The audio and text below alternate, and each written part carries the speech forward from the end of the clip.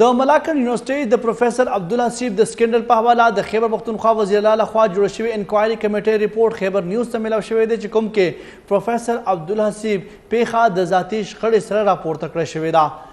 د ریپورت کې ویل شوی دی چې دا معامله د ذاتي نوعیت ده. ریپورت کې دا هم ویل شوی دی چې د شکایت کوونکي او پروفیسر ترمنځ معامله د ذاتي نوعیت ده چې په کوم کې د وړاندې نه د عدالتي کاروایی هم روانه ده. کمیټې دا هم ویلي دي چې شکایت کوونکي عبدالحسیب د کورنۍ لخوا معامله په غیر ذمهوارۍ سره سوشل میډیا زینت جوړ شوی چې په کوم کې د 4,000 ویډیوګانو موجودګي دعوا خلکو کې بېچیني زیاته کړې ده. ریپورت کې دا هم ویل شوي ول چې د منظم هراسانۍ دپاره یونیورسيټي د دفترونو استعمال شواهد هم په لاس نه دي راغلي.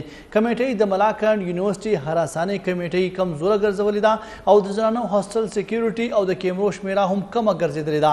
ویلي دي چې ادارې حالاتو چې دي هغه په کنټرول کې یعنی اداره د حالاتو په کنټرول کولو کې هم پاتې راغلي ده. په ریپورت کې دا هم راغلي دي چې یونیورسيټي د پیښې وروستو 14 ورځې پس وضاحتي پریس ناکافي عمل و. کمیټې په خپل ریپورت کې امتحانونه د کنټرولر امتحانات لاندې اخیستلو به شمول نور سفارشات شامل دي.